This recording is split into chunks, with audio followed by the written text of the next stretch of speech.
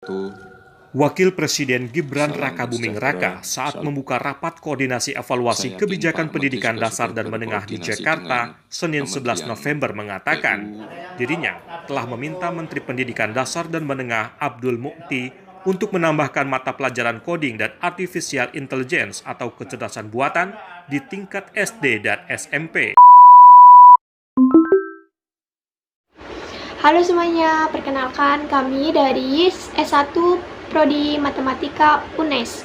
Perkenalkan, saya Desi Nurul Fadila dengan NIM 2404030016. Perkenalkan, nama saya Fasya Amirina Rosyad Alwan dengan NIM 2404030007. Halo, perkenalkan nama aku Renistianingrum dengan NIM 2404030023. Perkenalkan, nama saya Cecilia Bintang Kusuma Dewi dengan NIM 2404030033. Wakil Presiden kita mengusulkan untuk memasukkan pelajaran coding ke dalam kurikulum anak SD. Menurut beliau, langkah ini penting untuk mempersiapkan generasi muda menghadapi era digital yang sangat pesat perkembangannya. Sebelum itu, kita perlu tahu pelajaran dasar-dasar apa sih yang harus kita pelajari terlebih dahulu sebelum kita belajar coding. Nah, di sini kita akan membahasnya pelajaran apa saja yang harus dipelajari sebelum kita belajar coding.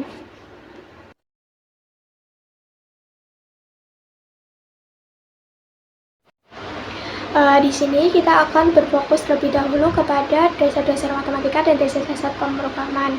Nah, yang pertama kita ke dasar-dasar matematika terlebih dahulu ya.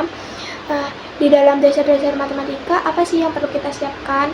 Yang pertama itu ada logika dan aljabar. Nah, di dalam logika itu kita sebelum tahu logika kita tuh perlu tahu apa dulu sih? Nah, ternyata kita itu perlu mengetahui himpunan itu apa saja, himpunan itu apa, bagaimana. Nah, selanjutnya di dalam aljabar itu ada apa? Sebelum kita belajar ada aljabar, kita tuh harus belajar apa lebih dahulu. Nah, di sini tuh kita sebelum belajar aljabar, kita perlu mempelajari aritmatika. Nah di dasar-dasar matematika itu kita dasarnya itu perlu sekali himpunan dan aritmatika, itu yang paling dasar. Nah, yang kedua kita akan mengetahui dasar-dasar pemrograman itu apa saja. Nah, ternyata sebelum kita di dasar-dasar pemrograman itu ada logika pemrograman. Nah, sebelum kita ke logika pemrograman, kita tuh harus tahu bahasa pemrograman itu apa saja sih. Apa saja yang bahasa-bahasa yang perlu kita pahami, bahasa-bahasa yang perlu kita ingat, kita hafal. Nah, sebelum kita ke bahasa pemrograman, kita itu ke struktur data. Data itu strukturnya bagaimana, apa saja. Nah, sebelum kita struktur data, kita itu ada algoritma. Kita perlu tahu algoritma itu seperti apa, bagaimana. Nah, di sini ternyata sebelum algoritma kita itu ada himpunan. Nah, kok di dasar-dasar matematika dan dasar-dasar pemrograman kok ada himpunan? Nah, himpunan tuh apa saja sih? Himpunan tuh bagaimana? Nah, di sini seperti kita tahu, himpunan itu kita sudah pelajari sejak kita SD. SD itu kita sudah mendapat pelajaran himpunan. Nah, di sini kami akan membahas bagaimana pembuktian himpunan yang akan dijelaskan oleh teman saya. Membuktikan hukum distribusi himpunan, yaitu A iris B gabung C sama dengan A iris B gabung A iris C. Untuk pembuktiannya ada beberapa cara. Di kelompok kami menggunakan 3 cara pembuktian. Yang pertama menggunakan diagram Venn. Pertama kali kita mencari daerah A iris B gabung C. Untuk mencarinya kita yang pertama cari daerah B gabung C seperti yang ada di gambar. Selanjutnya kita cari daerah A iris B gabung C yang terkena arsir 2 kali merupakan daerah A iris B gabung C seperti yang ada di gambar. Selanjutnya kita mencari A iris B gabung A iris C. Kita mencari daerah A iris B terlebih dahulu, seperti yang ada di gambar. Selanjutnya kita mencari daerah A iris C. Jadi A iris B gabung A iris C hasilnya seperti yang ada di gambar. Kedua gambar diagram memberikan area arsiran yang sama. Terbukti bahwa A iris B gabung C sama dengan A iris B gabung A iris C. Selanjutnya, kita akan membuktikan hukum distribusi himpunan menggunakan tabel keanggotaan. A 0000111, B 00110011, C 01010101. B gabungan C 011101111. A irisan B gabungan C 000000111. A irisan B 0000011. A irisan C 000000101. A irisan B gabungan A irisan C 000000111. Karena kolom A irisan B gabungan C dan kolom A irisan B gabungan A irisan C sama, maka A irisan B gabungan C ekuivalen dengan A irisan B gabungan A irisan C. Langkah selanjutnya adalah kita akan membuktikan hukum dengan definisi himpunan. Pertama, kita akan menggunakan persamaan 1, yaitu misalkan X elemen A irisan B gabungan C, maka X elemen A atau dan X elemen B gabungan C. Definisi gabungan X elemen A dan X elemen B atau X elemen C. Definisi irisan X elemen A irisan B atau X elemen A irisan C.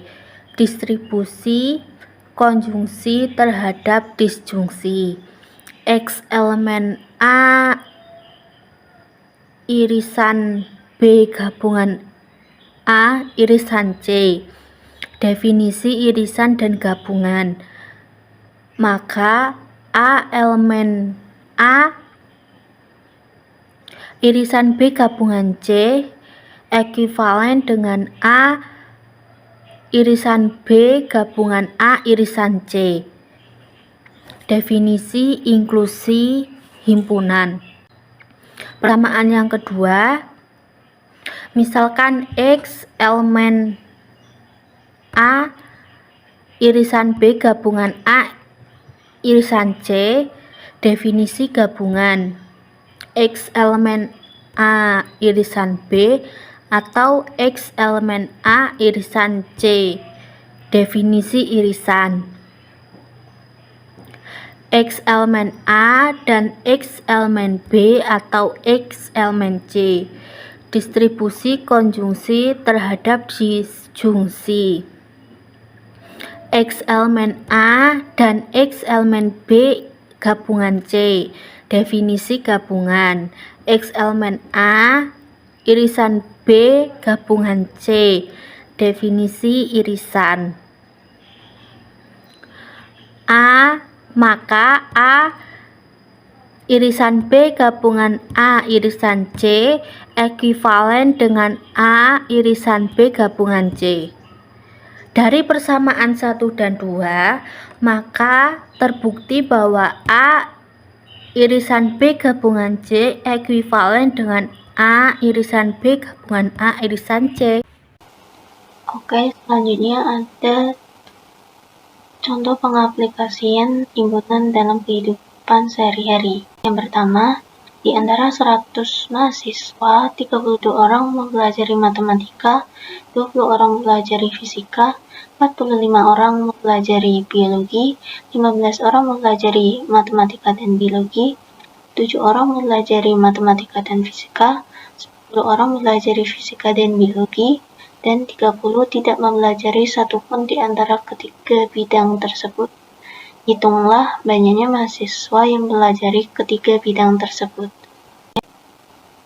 Maka dapat dimisalkan A sebagai mahasiswa yang mempelajari matematika, B sebagai mahasiswa yang mempelajari fisika, C sebagai mahasiswa yang mempelajari biologi. NS-nya sama dengan 100, NA sama dengan 32, NB sama dengan 20, NC sama dengan 45, NA irisan B sama dengan 7, NA irisan C sama dengan 15, NB irisan C sama dengan 10, NA gabungan B gabungan C komplement sama dengan 30, NA irisan B irisan C sama dengan A. Maka penyelesaiannya NS sama dengan NA ditambah NB ditambah NC dikurangi NA irisan B dikurangi NB irisan C dikurangi NA irisan C ditambah NA irisan B irisan C tambah NA gabungan B gabungan C komplement. Dimasukkan angkanya 100 dikurangi 32 ditambah 20 ditambah 45 dikurangi 7 kurangi 10 kurangi 15 ditambah A ditambah 30. Hasilnya 100 sama dengan 95 ditambah A sama dengan 100 kurangi 95, A sama dengan 5 diperoleh NA irisan B irisan C sama dengan 5, maka banyaknya mahasiswa yang mengambil ketiganya ada 5 orang. Ada aplikasi himpunan pada pengolahan citra biner. Pengaplikasian operasi himpunan dalam bentuk irisan himpunan citra A dengan himpunan citra B diperoleh hasil arsiran menjadi bentuk persegi panjang. Hal ini dapat diperhatikan pada gambar. Ini menunjukkan aplikasi dari irisan dua himpunan citra. A irisan B dengan C demikian hingga C anggota A dan C anggota B. Kemudian aplikasi operasi gabungan pada dua himpunan citra A dan citra B. Tampak citra A merupakan daerah yang diarsir menyerupai huruf C dan tampak citra B merupakan daerah yang diarsir menyerupai huruf T miring. Pada gambar tersebut menjelaskan pengaplikasian gabungan dua himpunan citra A dengan himpunan citra B, maka diperoleh hasil gabungannya menjadi gambar arsiran yang tampak seperti huruf E. Himpunan A gabungan B sama dengan C sedemikian hingga C anggota A atau C anggota B. Semoga apa yang telah kita sampaikan dapat bermanfaat untuk kita semua. Terima kasih atas kesempatan dan perhatiannya. Sekian dari kelompok kami, salam sejahtera untuk semua.